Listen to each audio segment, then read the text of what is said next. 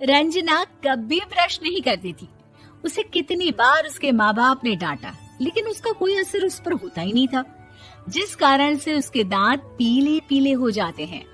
शादी के बाद अरे बहू, वैसे तो तुझ में कोई कमी नहीं है, पर तेरे दांत इतने पीले कैसे हैं बेटा? कैसे मतलब? कोई सर्जरी थोड़ी ना कराई है। वो तो क्या नाम, मैं ब्रश नहीं करती थी तो पीले हो गए।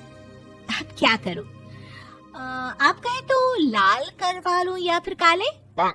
यार ये क्या है, क्यों माँ से लड़ रही हो? लड़ रही हूँ? अरे मैं लड़ रही हूँ या ये बोल रही है कि दांत पीले हैं, पीले। अरे तपस्या थोड़ी ना की है इन्हें पीले करने के लिए। बकायदा ब्रश नहीं किया है 20 साल तक, तब जाकर। छी, कैसी बात कर रही हो?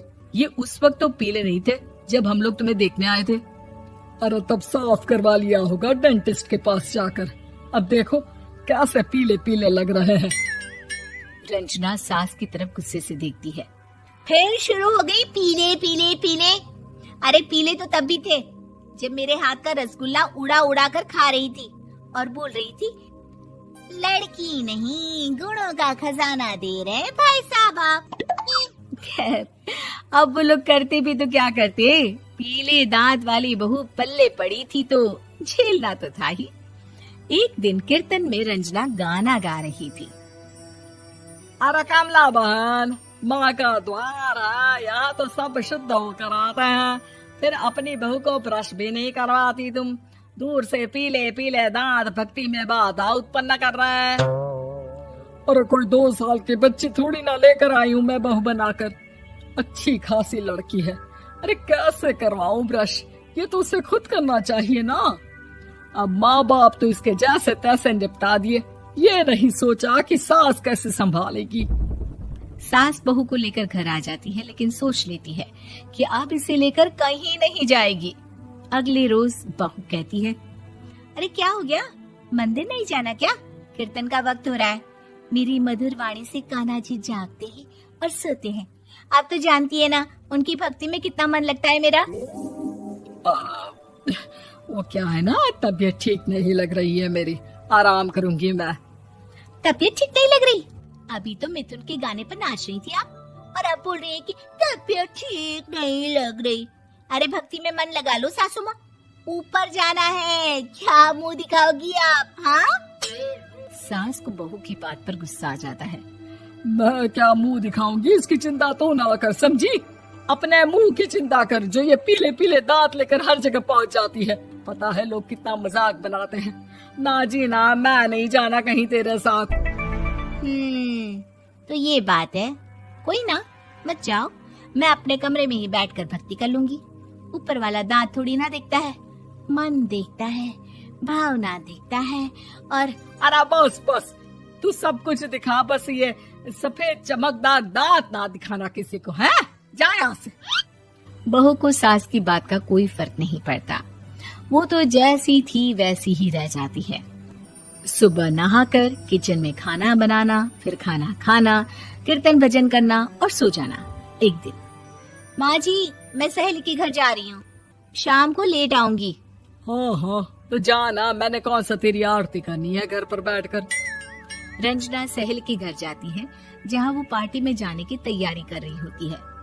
अरे शिखा, कहाँ जाने की तैयारी कर रही है? मैं गलत वक्त पर आ गई क्या? अरे नहीं यार, उल्टा सही वक्त पर आ गया। मैंने ये साड़ी और ज्वेलरी निकाली है यार, शाम को इनके ऑफिस की एक पार्टी में जाना है। बताना कैसा लग रहा है ये सब? नहीं यार, इस ड्रेस के साथ तो वो वाली ज्वेलरी अच्छी लगेगी। हाँ हाँ सही बोल रही है, मैंने ध्यान ही नहीं दिया। वैसे तो हमेशा से मस्त फैशन सेंस रखती है। तो बड़ा जाती होगी ना पति के साथ पार्टी में। रंजना कुछ नहीं बोलती, बस सोचती है कि यार काश ये बात सही हो जाती, पर मैं क्यों नहीं जाती पार्टी में? क्या इन लोगों की कोई पार्टी होती नहीं होगी? रंजना घर आती है और रात में पति से सवाल करती है, एक बात बताइए, आप मुझे किसी पार्टी में क्यों नहीं ले जाते? क्या आपके यहाँ ऑफिस में पार्टी नहीं होती?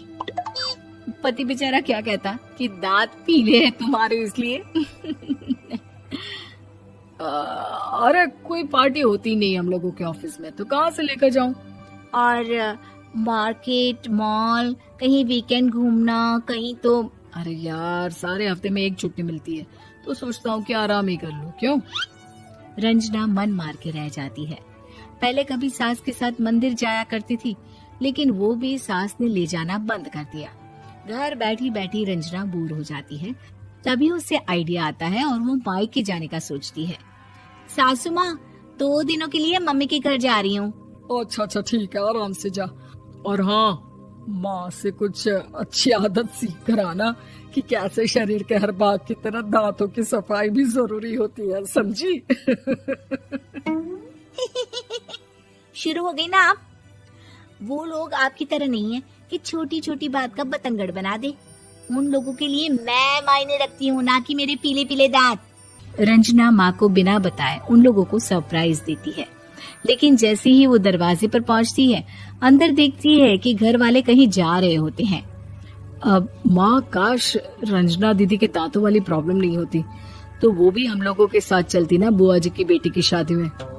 हाँ बेटा, लेकिन अब उसे कौन समझाए कि उसको उसके पीले दांत नहीं दिखते, लेकिन उसके आसपास के लोगों को कितना एम्बैरेसिंग फील कराते हैं। मुझे तो कितनी बार उसके स्कूल की टीचर ने शिकायत की कि उसके साथ कोई लड़की बैठना भी नहीं चाहती, और ना ही कॉलेज में कोई उससे बात करना चाहता था। लेकिन पता नहीं क्यों उसे ये बात समझ में ही नहीं आती। कोई कमी नहीं है उस लड़की में, बस यही कि दांत पीले हैं। वो तो भला हो जीजा जी और उनकी माँ का, जो दीदी को जैसी है वैसे ही रखा हुआ है। रंजना को अपने घर वालों की बात सुनकर बहुत दुख होता है। वो सोचती है कि वो क्या करे, लेकिन फिर वो सीधा डेंटिस्ट के पास जाती है, अपने दांत चमकाती है और कसम खाती है कि वो रोज ब्रश करेगी। अरे क्या हो गया? तुम तो 2 दिनों के लिए गई थी ना, पर कोई ना, अच्छा है, चलो आ गई तो।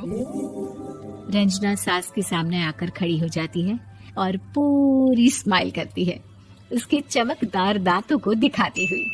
हैं? चले मंदिर। माँ, मुझे माफ कर दीजिए, मैंने आप लोगों को बहुत एम्बैरेसिंग फील करवाया। मैं आज से रोज ब्रश करूंगी।